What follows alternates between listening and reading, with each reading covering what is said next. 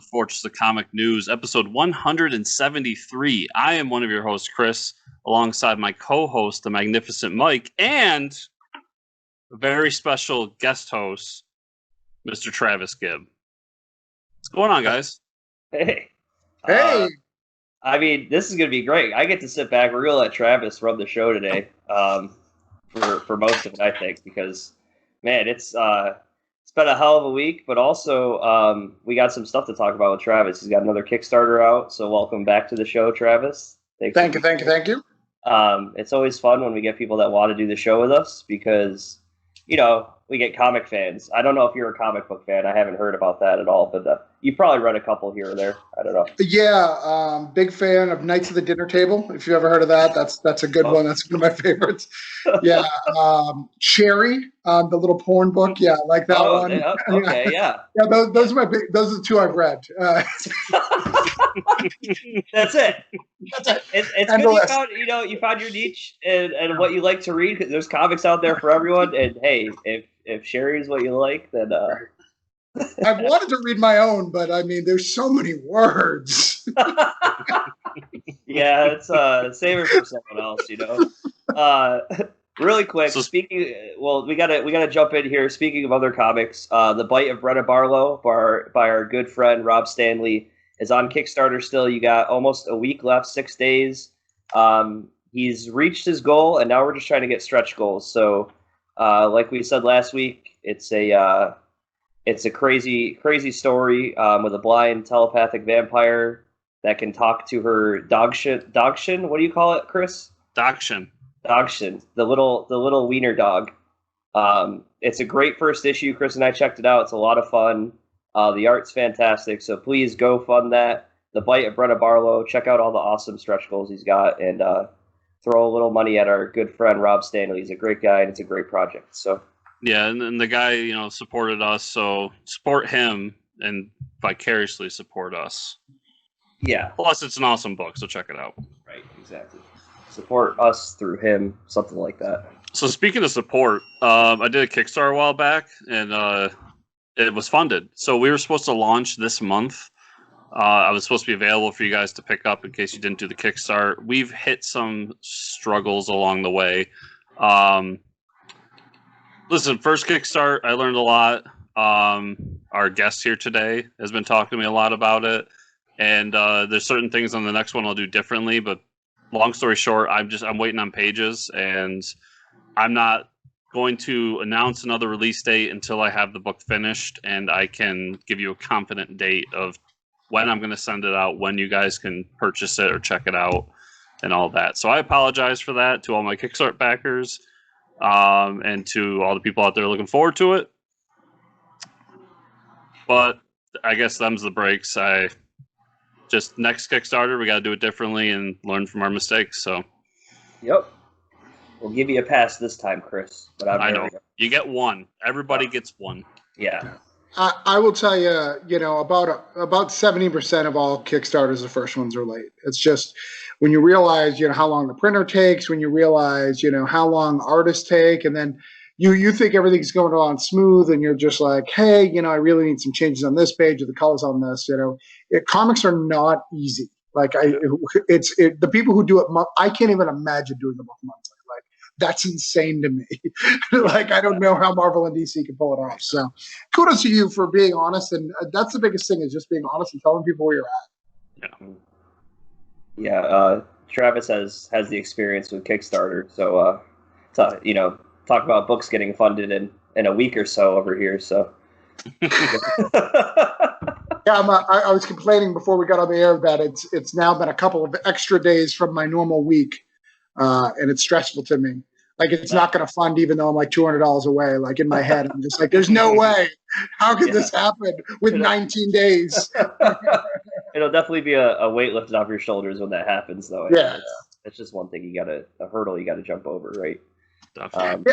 I mean, I had my first drop backer today, and it's such an emotional thing because he sent me this deep personal message about like all of his personal strife, and I'm like, dude, it's a comic book. I love you, man. Like, it's so good. Like, no issues. He's just like, but I'm gonna get you at the end. If there's a way, I'm gonna figure it out. And I'll get you that. I was like, I appreciate you. Like, it's all good. It'll be available afterwards too, so just don't kill yourself. Before we jump into the news here, I just gotta tell you guys, I watched a movie last night, and it's a movie as a young lad I used to watch almost, I think, like daily. Jingle All the Way. No, although that one's really good. The original Mortal Kombat. Oh yes. Now, I've actually been playing the newest Mortal Kombat game too. Well, how do you guys? I know everybody always talks about like video game movies being awful, but I don't know. That one has like even some of the cheesy stuff that was happening in it. I was just like, this movie's so good. I don't know. I think it still holds up. It gives a lot of crap. I think Rolling Stone rated it like one of the worst movies of all time or something, and I don't know. I don't think it is. Are you sure you're not talking about 2? Because 2 is possibly the worst movie of all time. Yeah. We don't talk about 2. 2 never happened. But even like, I don't know, the intros of how they get all the characters together, and like how do you get Johnny Cage, a movie star, to an island to a world tournament to save the world? So I don't know. I thought it was pretty cool. The practical effects are pretty awesome too. I like it. I remember like going into the theater and hearing that song for the first time, like blowing me away. Yeah. I'm a huge Mortal Kombat fan. I mean, this isn't live, so it's a podcast, but for those guys that, as you see, my Mortal Kombat is sitting right there in the background. I don't know if you can see it. No, I'm a huge Mortal Kombat fan. I play the new one a lot. I think the first one was fantastic. Christopher Lambert was great casting. Everybody was doing really good. The fact that Kano was Australian blew my mind. Like, I couldn't fathom that. I was like, what are you talking about? He's Australian. But it worked, right? It worked. Yeah. I don't know. And that guy was crazy. He had the casting, and then you got like John Guro, right? Is that his name? Yeah. Mm-hmm. Oh god, that the practical effects of like the arms and like the face moving and stuff, like that was haunting to me when I first saw it. Like, this guy is terrifying. Yeah, I don't know. It has a special place in my heart. I may be wrong here, but that's oh man, can't think of the name. The famous guy who did all the aliens and like Jurassic Park. Stan Winston, is that his name? Oh yeah, the practical effects, right? Yeah, He was.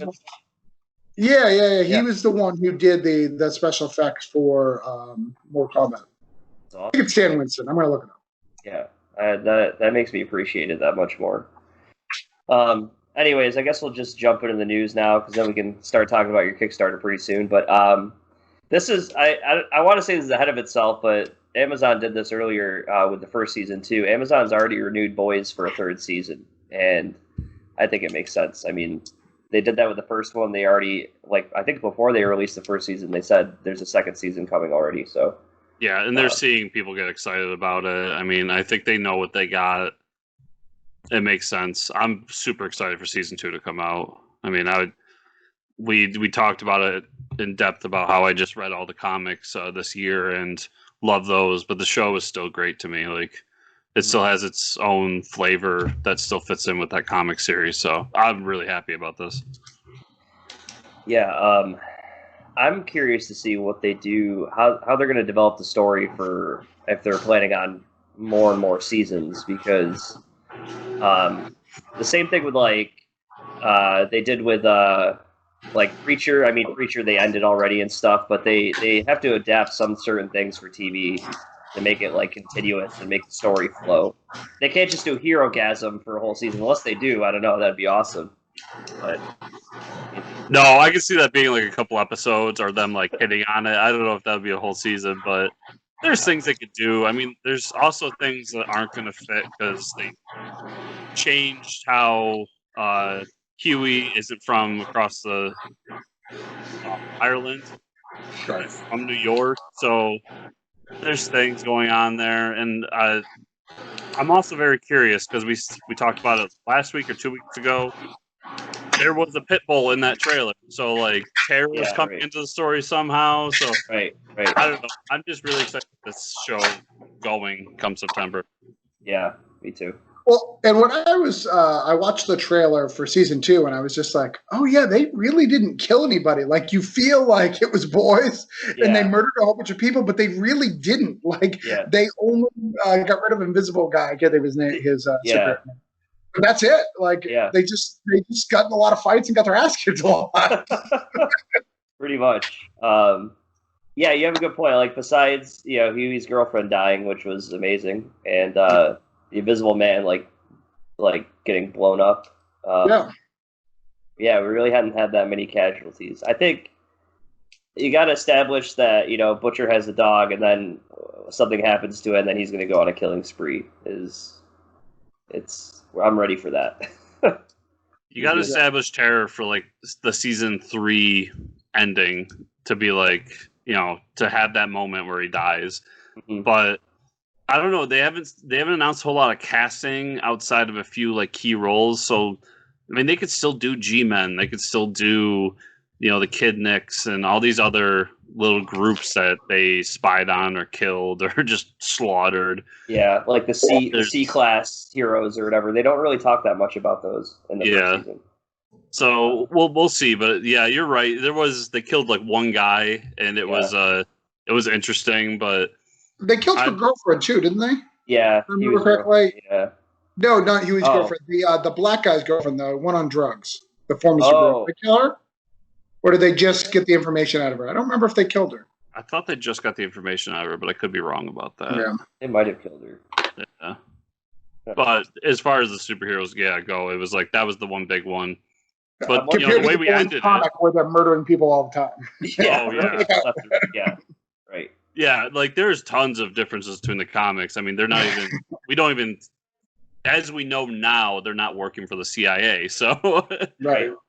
But yeah, and we might see that happen. Like they become an actual entity of the CIA or something like that. Yeah. Also, I think part of it is like we haven't seen those other heroes because it costs quite a bit of money to make those costumes, and they're like, okay, first season we probably don't have the budget yet. We don't know how this is going to be received, but now like everybody's like, oh my god, this show's amazing. Yeah. We might get more and more. Well, finally, the Walking Dead final episode is set to air on October 4th.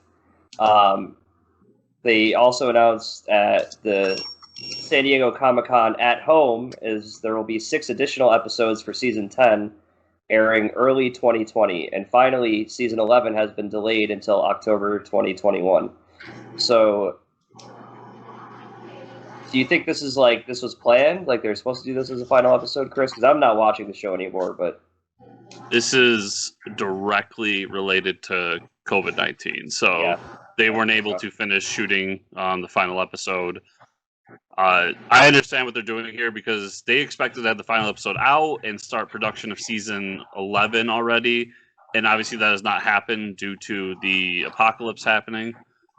So this seems to be kind of a really nice way to get around that. I mean, they plan on early 2021 for the 6 episodes.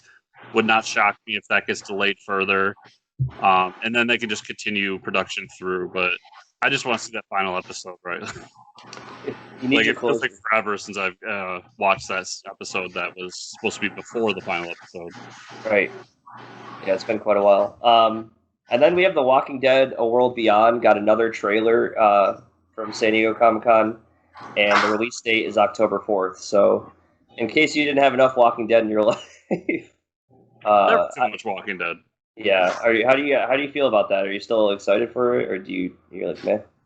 I'm still on the edge of like I'll check it out, but it doesn't look too appetizing to me, especially on a full plate of shows in our lives. But I'll check it out because this is Walking. It's the same with Fear the Walking Dead. Like I checked it out and it wasn't for me, and now I might go back to it late. Now that we're 6 seasons in, but I also did realize that this is actually like a 2-season thing. That they're going to do 2 seasons and they're done. So that's kind of nice too. That's not like an ongoing thing, right? But Travis, do you watch any Walking Dead anymore, or? So I am a season behind. I caught up on Netflix recently, just at the beginning of COVID. I was like, all right, I need something new to watch. I guess I'm stuck at home, so I watched, the beginning of the Whispers stuff, but I didn't see the end of it. But it loses its luster to me when the comic book's not there. Like it really does. Like when the comic book was there, it was really easy for me to do the two. But without the comic, it's just whatever. And then no Rick. Like it's been tough without Rick. And they're just like, there's a movie coming. Like, but you got to film it. You can't just say there's a movie. You actually have to film it. Like, it's not really a thing. But now Michonne's on it. No, Michonne just got kicked off the show. You added her to it. Well, she left. But, like, come on. you can't just add everyone to right.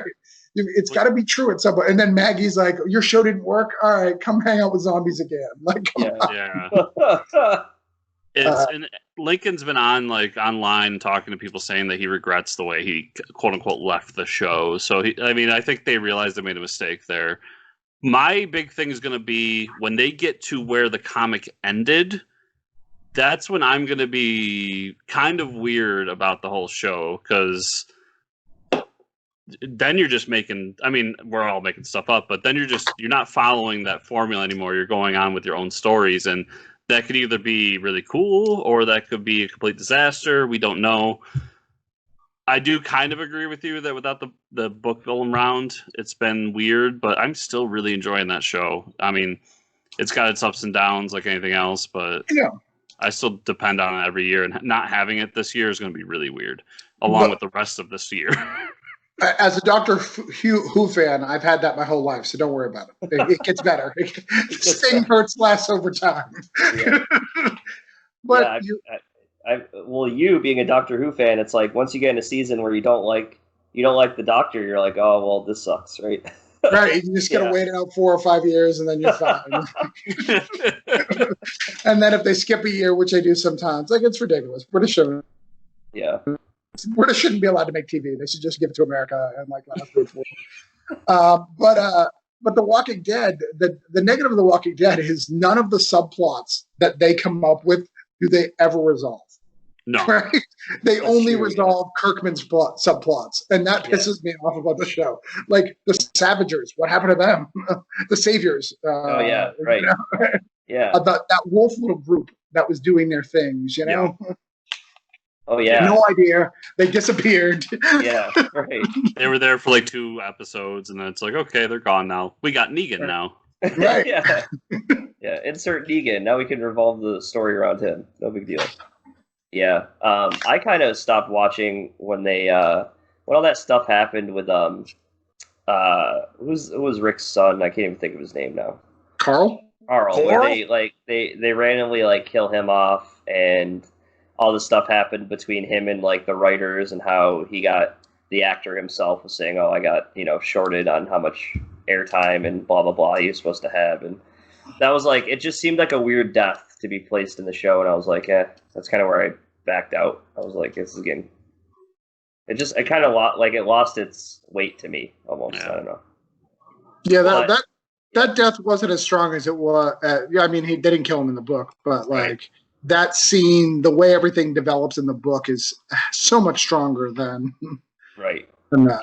Yeah. I do like I can't think of the girl's name, right? Clementine?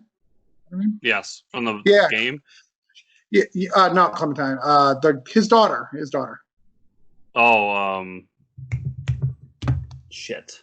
Is the baby grown up now? Yeah. Yeah, she grew up. I have liked her though, because she's super dope, and I think it fits better with the Negan relationship than Carl ever did.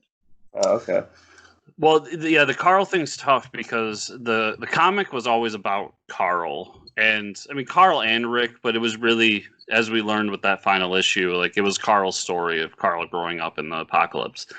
And when you bring that to TV, you have this kid who was really good for a while, and he's kind of grown up. Like he's not that little kid anymore. Right.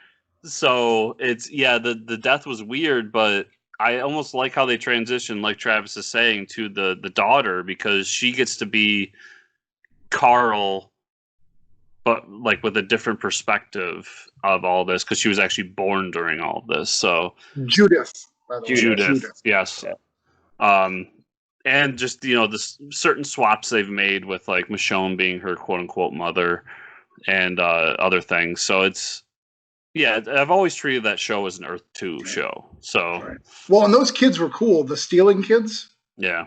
That they would go. So you didn't see it, because you left when Carl died. But these little kids, what they would do is they would befriend families and like get adopted, and then they would rob them and leave. Oh, I mean that's one tactic, right? Yeah, Like they would. I think Carl was too old to be pulling stuff like that. Someone adopt me. It's like you're a grown man. Like fend for yourself. Yeah. So let's talk about Marvel's Hellstrom. So Hulu's getting an exclusive show. They dropped the first trailer. We got a release date October 16th. Chris, you're definitely a big Marvel fan compared to me. So what do you think? Is this a show you're going to throw on your slate here or what? This is going to be a Mike show. Oh. This is very horror centric looking. Okay. Almost because it's about the son of Satan basically. So it's right. A lot of satanic rituals, a lot of sight horror and just like demonic horror and stuff like that. So I will check it out because it does say Marvel in the title. But I can see you loving the show more than I will, actually. I am definitely checking it out. So you're saying that you want to give Hulu a second chance after they destroyed Cloak and Dagger? Like you're like, let's do that. I'm gonna be real with you. I think I watched like one episode of Cloak and Dagger, and I was never a big Cloak and Dagger guy. So it's unwatchable. I know. It's unwatchable. Well, that's it's unwatchable. It's so bad. Runaways was good, but like Cloak and Dagger, not so much. And even Runaways was tough. Like getting towards later season, you're like, I lived my Dawson's Creek's days. I don't want to go through it again. Yeah, that's how. I watched that first season of Runaways and really liked it, and I never got around to continuing it. And I don't know why. It's got a good ending. Yeah. The shows they have on Hulu, they have Legion is on Hulu now because that was on FX. That show I need to finish, and that was one I really enjoyed. I thought that was a cool twist on that was more of like a show that was more I don't know out there, like more like in his mind, right? So that was kind of trippy. The Cloak and Dagger just didn't seem like something that was like I get it, I've seen this type of show before. Plus, I get all the drama from CW that I need. It's like I don't need any more of that Dawson's Creek stuff in my life. I don't know. It's hard for me to like that stuff. I mean, you get them in the Flash and you get them in Supergirl. Like, do you really need an extra? Like, I stopped all those shows. I love them all. They're great. Right. Yeah. Just they was 12, and I don't have time to watch 12 hours of TV. Oh no, I agree. Yeah, for sure. For me, those shows ended when Crisis on Infinite Earths happened. That was the ending of those shows. They don't exist anymore, as far as I'm concerned. And Chris said it. I mean, I don't think I've watched any episodes of any of the CW shows since the Crisis ending, just because like it ends with all of them sitting around. They have a Hall of Justice. They're sitting around the table, and it's like, bam, roll credits. Right. I don't need to see anything else. I mean, I've already seen Flash travel through time like 12 times in one episode, don't travel through time, Flash. He's like, I'm gonna do it. Don't do it. Oh, he did it. Like that's every season, and I love the shows. I think the characters and the actors are great, but it was like it just becomes too much to keep up with. Right. I know Chris checked out Stargirl and said the first episode is pretty good, so I still have yet to check that out. Everyone who's watched that says like it feels like a Jeff Johns comic book. Like it has the Jeff Johns feel and its flavor. And in Titans, when I watched Titans this first season, if you guys watched that, yep, I did. A couple episodes that were written by Jeff Johns, and you felt it. Like at the end of the episode, you're like, "Oh, I really like that." You're like, "Oh, that's Jeff Johns. That's why I miss him." Yeah. Remember when he started comics? Those were good times. Yeah. Remember when he released a comic on time and did a full series? Yeah, that was great. So good. Yeah. Don't worry, Travis. 3 Jokers is coming, only like 6 years late, but it's coming. Yeah. Well, I mean, issue 1 is coming. Yeah.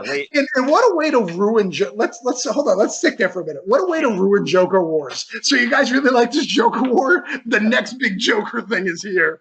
Screw you guys. Let me James Tynion's like, oh man, really, dude? Come on, like. I had this great story for Joker, and you're just nobody cares. Nobody cares about this. They want to hear they're going to read the Jeff Johns book. It's ridiculous. Well, before we get into all that comic news, though, let's talk about your Kickstarter. That's why you're here, right, Travis? I actually love talking about comic news, so I'm good if we skip it. That's all right, we'll skip it right now. We gotta talk a little bit about it here. So give us the lowdown. What is VooDoo Nation? So VooDoo Nation is a story about two missionaries. They travel to Brazil, and they decide to, be heroes. They're solving a real world flood that hit it, killed like 200 people. They're doing the whole Christian thing, and they decide to do it on a voodoo priest territory. And the voodoo priest gets very angry and turns their world upside down, but not just messes with them physically, but actually messes with their minds, fucks with them, shows them that voodoo is not only very real, but you shouldn't be coming into our territory, coming into our world. They have to travel all around the world to try to escape this guy. They go to New Orleans, they go to Brazil, and their life turns upside down because they decided to get involved in stuff that they didn't know anything about. So that's what it's. It's a 4-issue miniseries. Kind of came about because of COVID. I had the story in my head for a while, and an artist said, "Man, COVID hit, and I'm stuck at home. I can't work. I need something to draw." And I was like, "Well, here you go, good sir."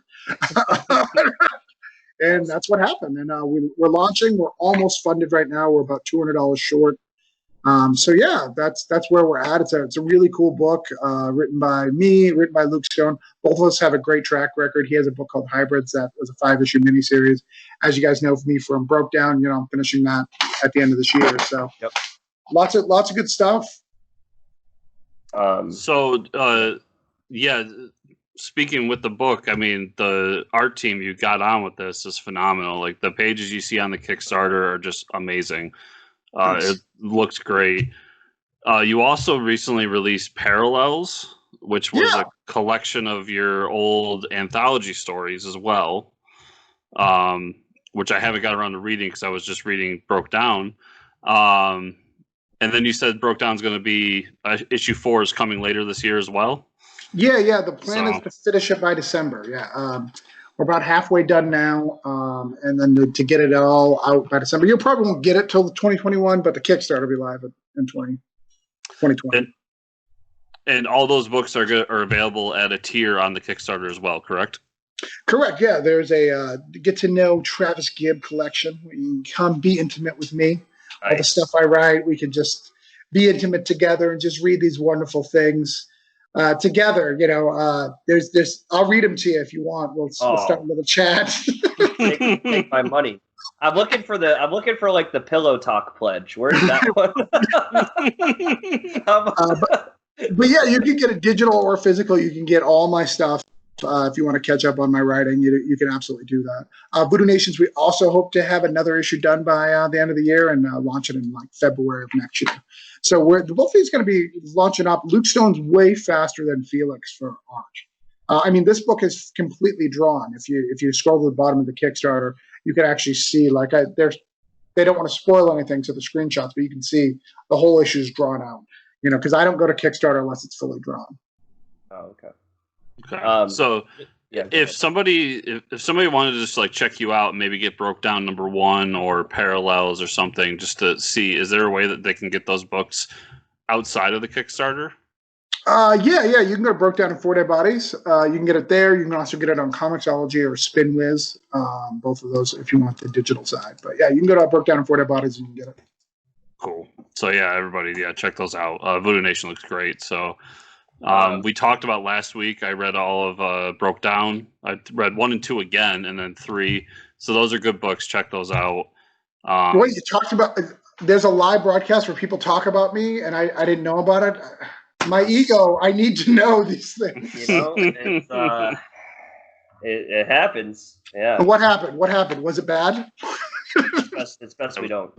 Am I here to be talked about, of how horrible the storytelling is? Well, we can't tell you to your face. That's after the show, you can go listen to it, and then you can find out. Yeah. For now, we're friends, Travis. It's fine. Yeah. There's a thing called story structure. He knows nothing about it. Yeah, I didn't say it. I didn't. Speaking of story structure, though, before we jump off of VooDoo Nations, this is definitely a change of direction, comparing it to Broke Down and Four Dead Bodies. So, is this? Would you say this is probably the darkest or more, I guess, more horror style that you've written out of all your books? Or Yeah, I write a little bit of horror in some the Parallels anthologies, but crime is where I thrive. But I really wanted to tell a horror story, and I really wanted to attack Christianity. I really did. And this is, I'm actually a Christian, but I really wanted to, it's bullshit, right? We go into these foreign countries, we take over, I am a web designer and I have several nonprofits and they celebrate Thanksgiving. Why are they in Haiti celebrating American Thanksgiving, right? Why do they get the 4th of July off? Like, we Americanize it. And this is me going, like, it's bullshit. That's not what it's about. Right. Like, and you guys just don't understand. I mean, just look at our political spectrum, right? Right. Oh, yeah. If you are a Christian, how Trump of a Christian are you? Like, you can't. Right. Like, and I'm not even saying it's bad or good. I'm just saying, like, that's just the way it is. So I really wanted to just bash into that and show, like, hey, if we keep going down this path, bad shit's going to happen. I really wanted to create a bigger universe. I wanted a big bad guy. So every issue introduced a new voodoo priest. So some are good, some are bad. So I wanted to have this cast of characters that are superhero-esque. So this is kind of my cross between superheroes and horror. There's no superhero per se, but there's lots of super villains all around. So I really wanted to share that. It's a little different. You're not going to see my colorful language that I love to use in Broke Down, it's a shame because people love that. But you're going to see some really unique and dark storytelling. I do some dark stuff. If you follow, know the basic tenets of Christianity, like, I really do some blasphemous stuff in VooDoo Nations. So it's a lot of fun to do. And the artist is a pastor, which is just hilarious to me. Like, actual pastor of a church, actively going right now. Oh, wow. 40-something congregation. The editor has a master's in theology, because I wanted to make sure not only am I going to talk about and really, like, attack Christianity, it also needs to be Christian sound. Like, my scripture needs to be set. It's interesting using those texts. But what I want to say is to people who are scared about that, because if you read Broke Down, you're like, this guy shouldn't be writing something like that. It's like The Exorcist, right? The Exorcist is based on Christianity, but you don't think of it as a Christian film, right? Mm-hmm. Oh, for sure. Yeah. So you say you do some dark things. Are there ever moments when you're writing that stuff where you're just like, I'm ashamed of myself and I need to, like, stop this? Because I had a moment like that on issue 3 of Battle Monsters where I was just like, I can't believe I just did that. I should, but no. I have a lot of anger towards the way things are done in the field, and I use this to really attack those subjects and address them within a context of a story. I mean, the true story is about, my parents died the last couple of years, and it's really dealing with death in the series, running from it, dealing with it. There's a big death thing that goes through this, and this is me processing it from various levels and things that I actually did. I went to New Orleans when my mom died. The first thing I did, I was like, and this is crazy. So I went to New Orleans to celebrate her life and to not think about it. My mom was in AA. She was a recovering alcoholic. These things do not line up. Right? I'm not honoring my mom at all. Yeah. Time to go to Bourbon Street. Right. These things don't line up, but they lined up perfectly in my head because that's what you do when you're in grief. Like, it's fine. Yeah. Like, I got my brother down. I'm like, not only me, I'm going to get my whole family involved. You're all coming down with me. Yeah. Right? Yeah. Like, it doesn't make any sense. We do crazy things when we're in grief, and I really wanted to tackle religion a little bit and make it fun. So that's the goal of it. It's going to be dark. It's going to be twisted. We're going to go to some deep, dark places. It's a world-treading adventure. This is the most movie-like. I know that Broke Down feels kind of like a movie, like Quentin Tarantino movie. But this is like a national treasure, but with voodoo. Sold. That's all you need. Yeah, that's all I needed. Yeah, Nicolas Cage. Nicolas Cage is what sold you. I get you. Poor Nick Cage. So, before we move on to the comic book news, where can people find you, and where can people find the Kickstarter? So the Kickstarter, we're live. We're at VooDoo Nations. I know that this airs late, so you're going to miss out on some opportunities. But check out on August 1st. We've got some other cool pledges coming. So just so you know, every week of this campaign, we add something new and dynamic. So it's very, very different than a broke down. I kind of throw all my stuff out there. This one, we're kind of surprising people as we go. So go to Kickstarter, go to VooDoo Nations. You can go to VooDooNations.com and find it. For Brokedown, you go to brokedown4deadbodies.com. I'm Travis Gibb. You can find me on Facebook. And on Twitter, you can go Jester Lou. Or on Instagram, you can go Jester Lou. And do you guys still have that digital copy I gave you guys around Christmas? Did I give you guys one? Yep. You guys are more than welcome to put that link out when we do this live. Go ahead and show them the first issue of Brokedown. I think they'd enjoy it. Yeah. Awesome. Okay. Yeah. We got permission. Let's do it. All right. Right. So then you could see the horrible thing that was reviewed last week when he bashed me for hours. Well, that was issue 3. Issue 1's a little better. Damn it. I thought issue 3 was the best one. It's not about how you start; it's how you finish. It's. But yeah, everybody check it out. Go to the Kickstarter. We'll have the link up in the show notes. So check it out, and I guess we'll just talk comic news, huh? Is everybody ready for that? All right. Comic news. Originally announced in 2019 by Dark Horse Comics, Neil Gaiman's prose novel, The Norse Mythology, will be adapted into comics this year, October of this year to be precise. So that's pretty cool. I've always been interested in Norse mythology. Don't necessarily read novels, so I would love to see a comic adaptation of this. I bought and read Norse mythology when it came out prose. It's really good, and I'm excited to see it adapt to the comics. Like you, love any kind of mythology I'm really into. We constantly talk about how I enjoy storytelling through Christian mythology. I mean, it's no different with Norse or Greek or anything like that. I just love mythology, and how it builds around, moral structures and how societies use that to do different things, whether it's through controlling people or trying to influence people or whatever. And I'm down with these crazy stories with Norse gods, Loki, Thor, so on and so forth. So bring it on. Awesome. So I have my hesitations. So I love Neil Gaiman. I love that book. I thought Norse mythology was really good, but I really felt that the American Gods adaptation wasn't that great.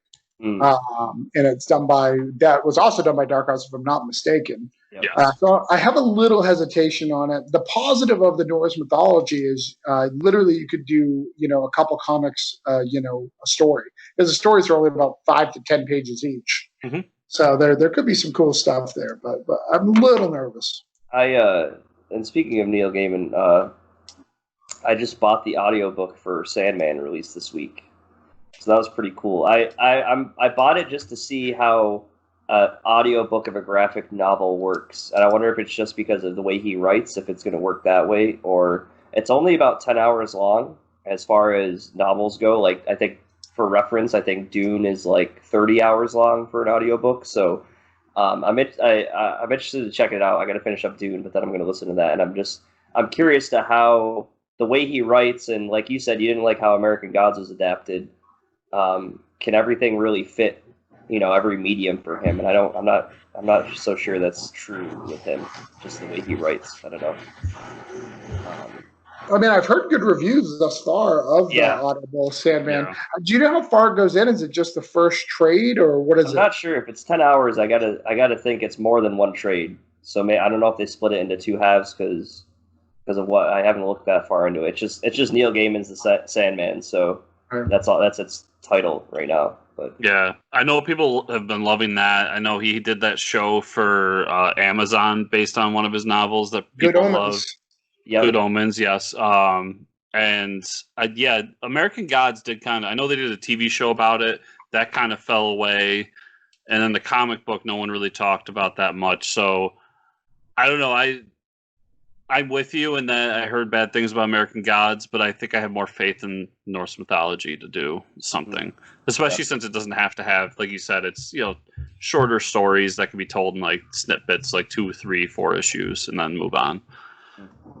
But what's so great about Neil Gaiman, though? Like, that guy knows how to sell his stuff. Like, everything he's ever made has been turned into a comic.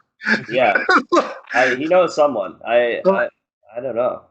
Well, there's great stories about him from the early '90s when he was doing Sandman, and people saying like, because if you go back to that time, from what I'm told, because I was still a young Chris, his books didn't really come out on time back then, especially Sandman. And there's stories of other creators saying like, "What are you doing? Like, get the book out, And him going like, "No, this is going to be like, I'm putting my time into this. I'm putting my work into this because 10, 20, 30 years from now, people are still going to be buying this book. Like, I'm really confident in this book." And you know what? He was right. Like 10, 20, 30 years from then, we're still buying and talking about that book. So I think he's just, not only is he great at selling his work and selling himself, but I think he's a grinder, and he's just a guy that knows that maybe he doesn't put out 100 books a year, or he's not Jeff Lemire who puts out 4, 5, 6, 7, 8 at a time, but he'll put out one really good one and it'll last. So I think that's a big part of his success as well. Right. Yeah, you got a good point. Plus, I mean, writing not to take away from Jeff Lemire. I love Jeff Lemire. Right. Yeah. And I think the fact that Sandman is like one of those comic book shop holy grails of, there's always those like top 5 you get recommended, and it's like, Kingdom Come, Sandman, Dark Knight Returns, stuff like that. The Boys, Why the Last Man. There's like that. I don't know, top 10 that people are like, whether you like the comic or not, this is just good writing and it's good structure, and this is how stories should be told. So I should stop recommending everybody the Crossed. Oh, yeah. I mean, well, I mean, if you're a sick individual, then you'd love. I mean, yeah, I wouldn't start with that Garth Ennis work, but why not? Crossed is awesome. Everybody, you should read it and then have nightmares for the rest of your life. It's funny awesome. You brought up Crossed, because when you guys were talking about when you wrote something that you regretted or felt like dirty about doing, I was just thinking about Garth Ennis writing Crossed and how he just doesn't give a shit. That was the first book that I've ever dropped, because I was like, I became a Christian. That was the first book I was like, there is no redeeming value to this book. Like, there's no extra story. There's no like deep family values that I need to get, like Walking Dead. Yeah. Like, it's really just, what's the next shock value that I can give you? Oh yeah. Yeah. How crazy I think it was Crossed like 1,000 or something, but Alan Moore jumps on the book and starts writing it. And I want to be in Alan Moore's head when he's writing that book, because he does some things I'm just like, not only is he doing Alan Moore things, but then he's doing Alan Moore things with Crossed. It's ridiculous. And that was one of the books that was like, I remember walking up to in the comic shop and be like, am I going to like this because I like Walking Dead? And they're like, nope. And I flipped through it and I'm like, oh, it doesn't seem like there's much story here. It's just like, to be a soulless individual like Chris. Yeah. But think of the people who've written it. Ennis has written it. Dave LePan, from Stray Bullets. Who else? Hold on, give me a second. David Hines has read it, written some stuff. Karen Gillian wrote some stuff. Like, all these mega superstars have written this god awful book that nobody should read. Yeah, and it's like, I don't know. It's almost like a venting for them, maybe. Like, how crazy can we go? How blasphemous can we get, almost? And here you go. Here's the book. And I just remember, like, it was almost like the shock factor of like, okay, this book is on the shelf, and this is, well, hey, I mean, freedom of speech, like freedom of all that stuff is like, this could be put out there, and I'm just surprised it wasn't wrapped in like a caution label. Right. Well, it's funny you say that. All these things. It's funny you say that, because we have bookshelves out in our main room at our house, and mine has mostly comics, and there's a shelf for all the prose I read. And my Cross trades are not on there. Like, they're tucked away in my closet like porn magazines. Like, I don't want the kids to get their hands on it. Like, there's a false wall. Did you guys read Murder Hobo from Scout? No. So I'm a huge Dungeons and Dragons fan, and that is basically like the cross of like Dungeons and Dragons, and I was not prepared for that. I was like, I don't know what to do with this book. Like, and I'm trying to put myself, all right, so if I was 16, would I enjoy this? I was like, no. I still wouldn't. I still would. And I love the guy. He does Electric Black and a few other things. I'm just like, I just don't understand. Yeah, Electric Black was good. So I forgot how we got to cross from there, but we'll just jump into DC news here. DC showed its first teaser for their upcoming crossover or event or whatever it's going to be. It's called Endless Winter. They have very few details, but it's a Justice League centric story called Endless Winter. Okay. Are we ready for another event? I don't know who knows. Marvel's doing Dark Ages, so they've got to do Endless Winter. Listen, I know you're a noob to this event every 2 weeks thing, but I've been reading Marvel my whole life, so. Marvel's got swords. They got Empyre. They just wrapped up another X-Men event. I'm getting through Empyre. I'm jumping right into swords, and then I got King in Black, and then who knows what's after that? But it'll be something. Yeah, I mean, that's the only thing COVID's done for us. Is I was like, when COVID would come back, I was like, Marvel, do you really want to start out with Empyre? Like, nobody's excited about it. Like, I'm going to read it, but like, do we really? Like, I don't feel that's strong. You can take a break. I don't know. That's interesting. Endless Winter. I'm just curious what it's in reference to, but I'm glad it's just not like the Endless Winter Crisis. Right. Like I love a good crisis as much as anybody, but now you need to take breaks in between them. So this is what I'm pitching for Endless Winter. The only way that I'll get excited for a very secretive event book, okay? Endless Winter. I'm just thinking right here, I think winter. I think like Cold War, right? So flashback to. I mean, we already have an event book going on. I guess the Death Metal. Death Metal is technically an event book.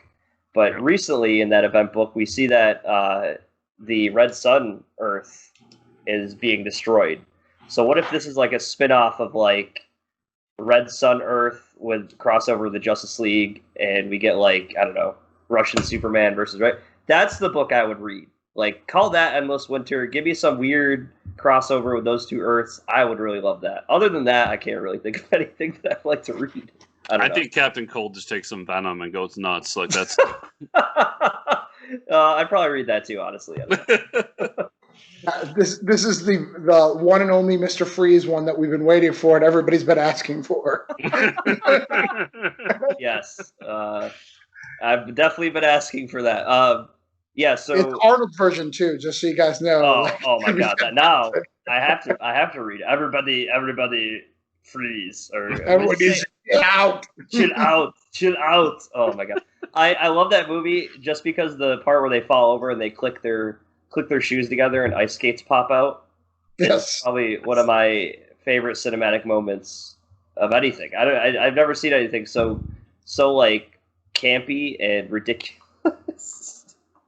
It's like, what if they accidentally click their shoes together and like ice skates pop out and it's like, oh shit, I stepped on someone's toes. Like, hey, Joel Schumacher's dead. You can't be mocking him anymore. Oh no, I'm celebrating him for sure. I loved it. I'm not saying it's a bad thing. It's just awesome. All right, so now we're gonna get into the whole the drama. All right, so well, don't forget about Tom Taylor. Oh, I'm sorry. I thought Tom Taylor had a tweet that was dramatic. Okay, Tom Taylor sent out a cryptic tweet teasing the return of Injustice. He tweeted an image of an eye in the Injustice font with a quote. I think that it could have been different from Batman in the Injustice series. So, pretty awesome stuff. His Injustice series is awesome, and Tom Taylor could write a book. So that's actually really exciting. Injustice versus Deceased. You think so? That's my prediction. That would be. It would make sense. I mean, DC seems to be doing well. In fact, DC seems to be doing well as long as they have alternate realities. I think that's a problem, but that's not for me to judge. Yeah, mm-hmm. No, I agree. I love DC. So I think the most recent issue of the new series was like the best it's been, and I was on the ride. Like, we joke around about Injustice at our comic shop. That's the 4-issue miniseries that could, because it went on for what, like 4 years. Yeah, And I'm down for him to come back to it, because when he dropped off it in Injustice 2, and I forget who took over, but it kind of just lost something. Because it was Tom Taylor's world. I mean, I know it was DC characters and all that, but that was Tom Taylor's world. So I would love for him to come back. It also wouldn't surprise me, like, if it was that they're going to do Injustice 3, because that game's coming around the corner. So that's true. Yeah. Yeah, I would have loved to see them add Mortal Kombat into that series. Make DC owns Mortal Kombat, so Yeah. I don't understand why they don't add them to stuff. I think they fit perfectly in the DC mythos.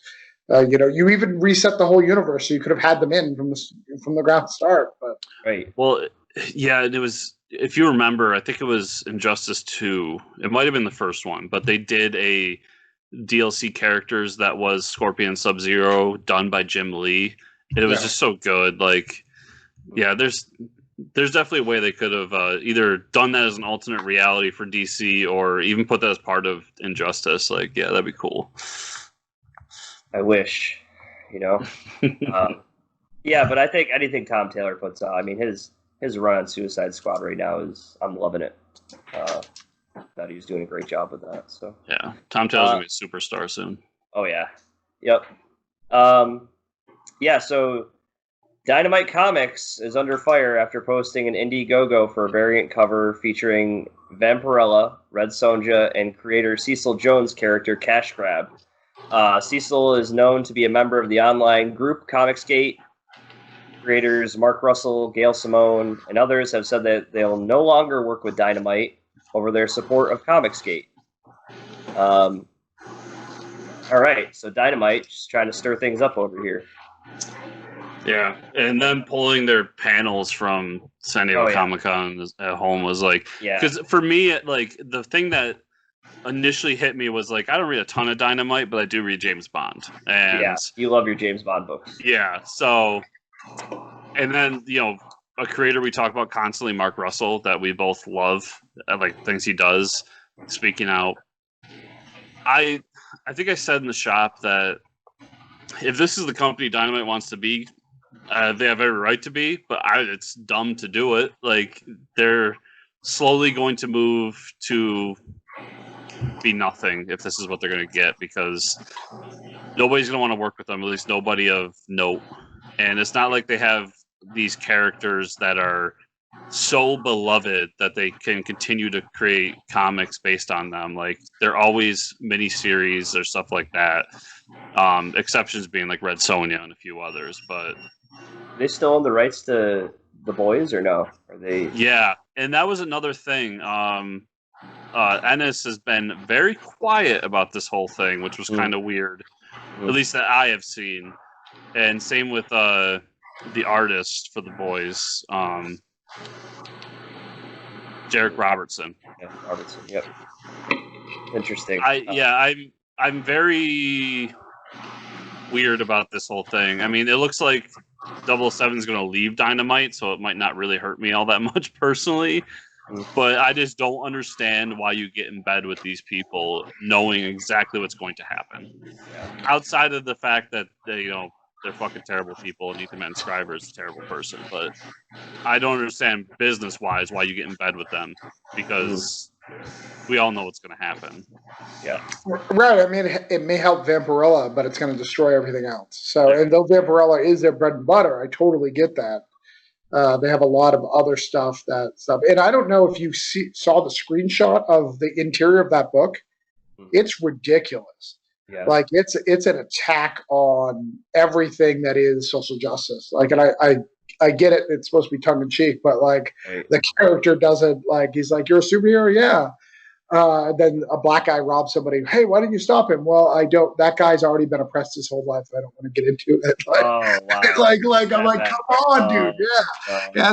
I'll see if I can get that one page for you guys for the thing. It's pretty bad. Yeah, I didn't see that. Yeah, I it's will pretty say bad. I grabbed it. I have it somewhere. I just gotta find it. Oh my god! I will say I've been reading The Boys, Dear Becky, and issue 1. It wasn't really an attack on the SJW movement, but he definitely throws some shade that way. Yeah. So there's some weird things going on at Dynamite. I will not be surprised if they're not around in a year or two.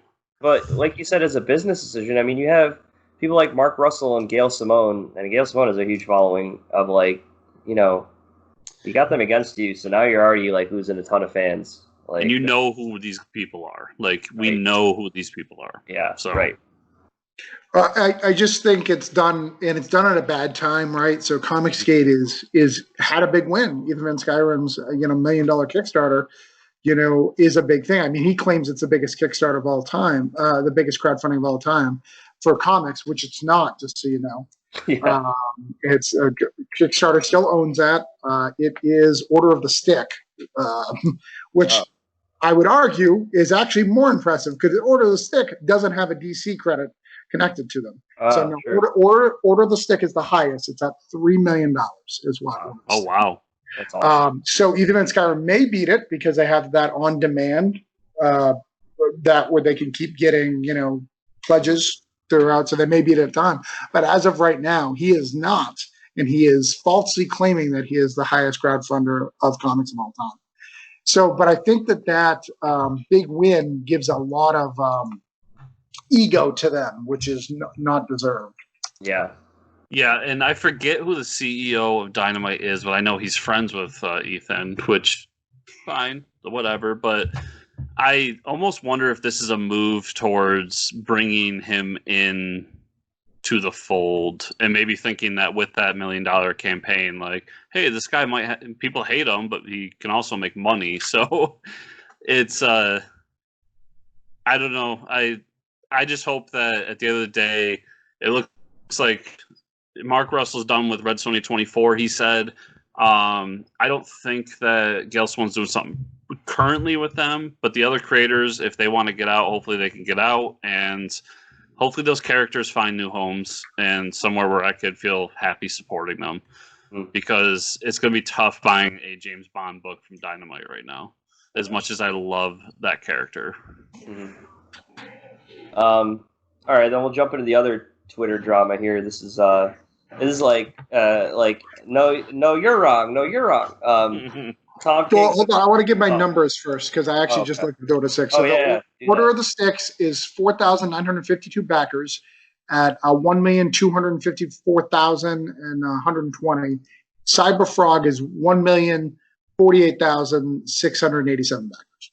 So there is a huge difference between not backers, money. Backers it's 9,136 versus 14,952. Oh wow, yeah, it's a pretty big. There's a pretty big jump for someone who's claiming that he is the biggest crowdfunding comic of all time, because that is literally what it says on the Kickstarter. Oh god!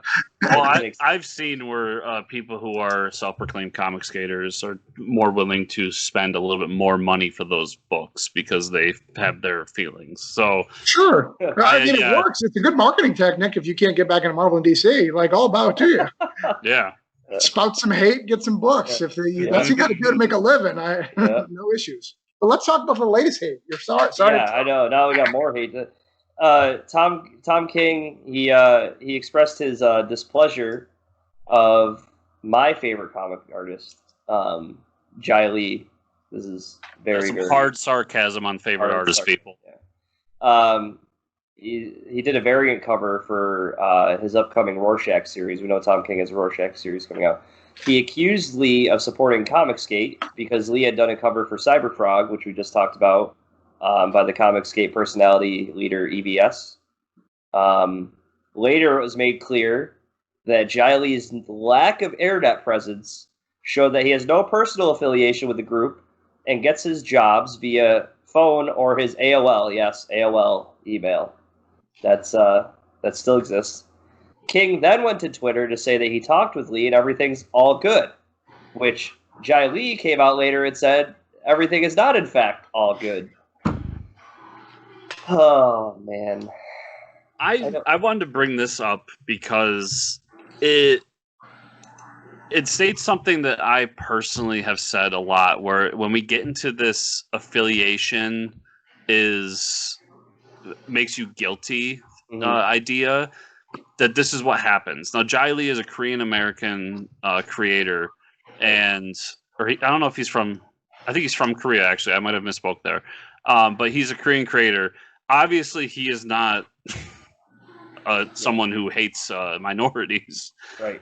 And it's said that he gets a lot of his gigs via phone. So people call him, say, hey, I'll pay you X to do a cover. Right. He says, okay, does it, and he draws it. So he literally says that he has no clue about this whole Comicsgate thing and didn't realize that Cyberfrog was such a divisive thing. He just was given money to do a cover. So I say that because it's, according to the rules of procedure here, Tom King took to Twitter saying, well, he's affiliated with them, fuck him. And he didn't do his due diligence to say, hey, Jai, what the hell's up with this Cyberfrog cover? And I just think that we need to do a little bit more of that, both as people and as the professionals that we look up to. I don't like how this all went down. And then Lee's statement, I encourage anyone to read it because it's heartbreaking. He, I guess when this all happened, he was back home after losing a family pet, and him and his wife were prepared to have like a day of mourning, and then this shitstorm hit him. And so it's just, to me, it's a cautionary tale of like, don't just jump out there and make an accusation. Like, do your due diligence, find out personally what's going on before you make an accusation. And I think that Tom King messed up here, personally. Yeah.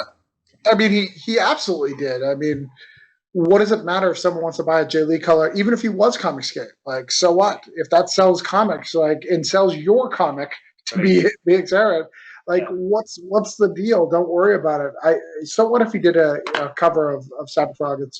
You could have liked Cyberfrog. It's okay to like something, even though you don't like the creator. I feel that way about Alan Moore a lot of times. Harry Potter. Harry Potter. Right. J.K. Rowling's a psycho. Right, yeah. How to turn on your fans all of a sudden, right? Yeah, right. Yeah. But yeah, these things are crazy. But yeah, Tom King shouldn't have. He's in a position of power right now, and he definitely shouldn't have just called that crap out for no particular reason. Yeah, and I'm seeing this a lot across internet culture right now, and it's really bothering me because you say Harry Potter, this and that. I always say Orson Scott Card. Like, I'm a big Ender's Game fan, and I like Orson Scott Card's work. The dude's a crazy Mormon who is a homophobe. Like, that doesn't mean because I like Ender's Game that I'm a crazy Mormon that it's a homophobe. Like, that's not how this works. It just means that I like his work. And there's certain things personally. We take my friend Joe when the whole thing with, was it Warren Ellis or... Warren Ellis. When Warren Ellis got, his whole debacle with Me Too, and he said, like, he could no longer really support him in the near term because this wasn't just some guy fucked up. It's a guy who knew better and preached about this stuff. So everything has to be taken individually. We can't have a giant, like, this is what we got to do when this happens. But my big thing is I don't think that we should be running out and saying nobody should support him because of X, Y, and Z unless it's something along the lines of EVS where it's, they're just sucking dick to get comic jobs. Like, that's a different story. But, yeah, I'm just disappointed in Tom King. I really am.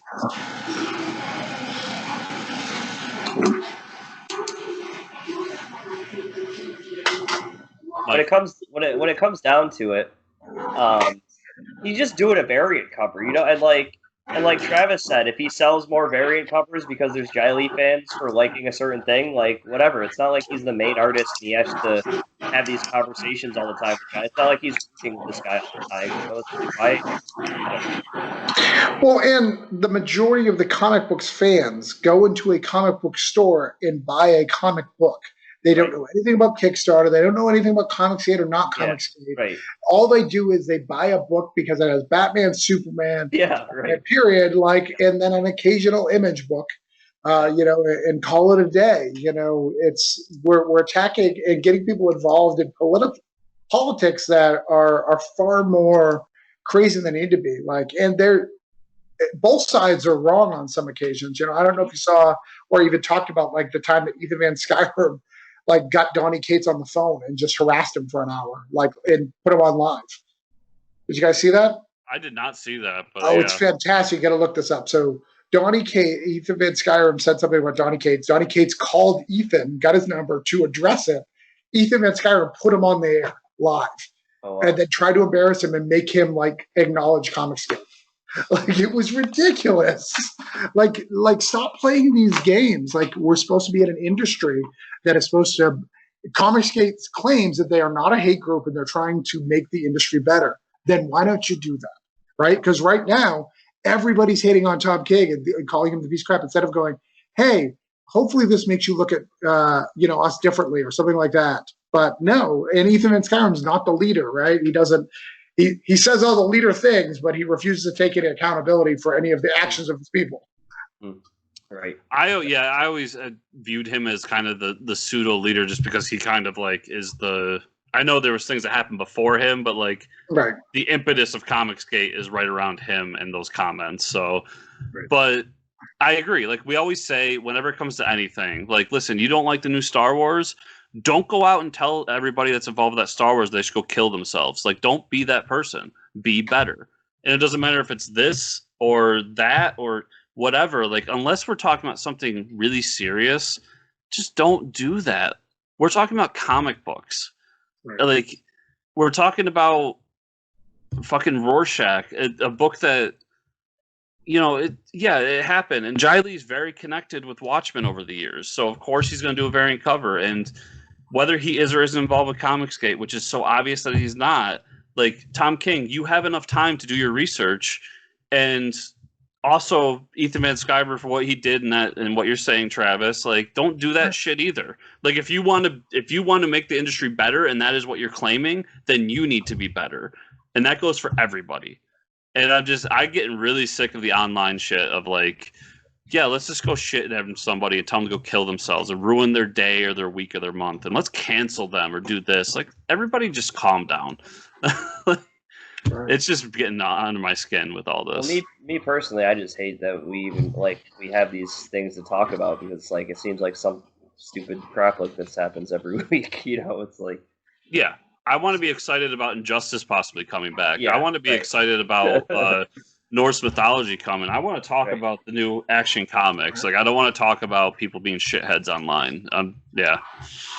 Well, and I want to point out to all these people, for everybody who's a Kickstarter guy, all these independent comics, the only reason why you guys are getting so much screen time and leverage is because Marvel and DC had to shut down, and they're doing things that were solicited last February. That's where they're up to now. So this is not the new norm. DC and Marvel are going to have very new, very exciting things very soon that they don't want to talk about yet, because they don't want to lose the money that they already have invested in things.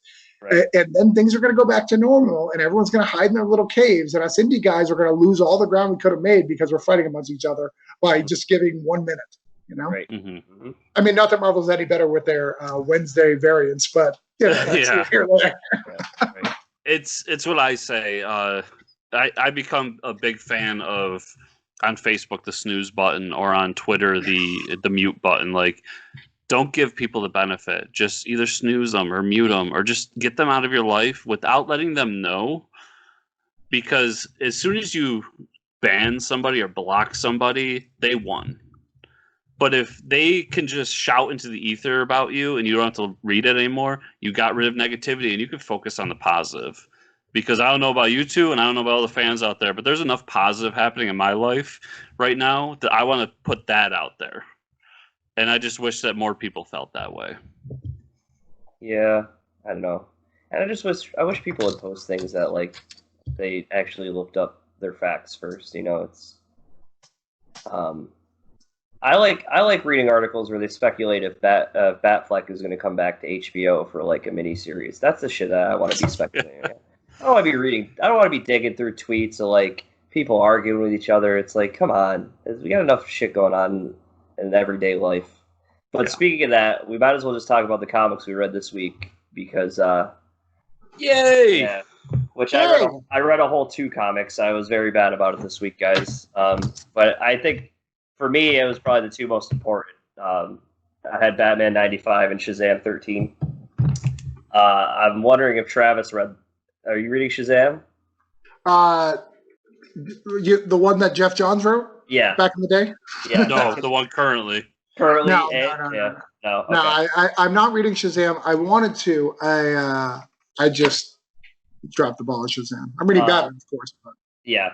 So I'll just talk Shazam 13. Chris, did you read it? I did. So back in issue 12, we had that like filler issue that Jeff Johns didn't write. If you could guess, Travis, Jeff Johns has fallen behind with the story, and that's crazy. Yeah, somehow Superboy Prime is in the dark world, and we don't know what he's doing there. And I don't think Jeff Johns knows what he's doing there because he hasn't really addressed it in the 4 or 5 issues that we've seen. Probably ties into Legion of Superheroes somewhere. It's probably Bendis' fault. Yeah, it's all Bendis' fault. But he's kind of like we've seen Superboy Prime. We see him again in this issue. And we've seen him at least 3 or 4 times. Like the big reveal, I thought something would have came of it, but nothing's really explained what he's doing there. But this issue is the big battle between we find out that Billy Batson's dad was the one with Mr. Mind in his ear the whole time, which was a cool reveal. Here we thought it was you always think it's Dr. Savannah, right? Oh, it's going to be him. He's going to have Mr. Mind controlling him.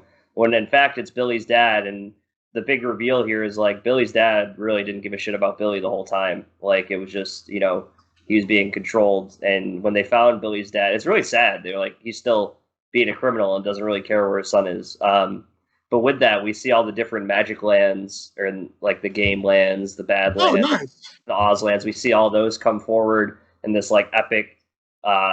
There's a lot of good spreads. There's a spread of all the evil people, like the villains from each world. And then there's a spread of like, okay, all the worlds being affected by what's happening. Basically, by the end of the issue, they open the door and they do this big, ritual to open all the doors to all the lands and become one Earth. So I guess there's no difference between Magic Lands and Earth. It's all just open and all the creatures are able to walk freely and stuff like that. So it looks like it's going to bring a lot of chaos. There's a lot of people that have been trapped in the Magic Lands that are a little pissed off.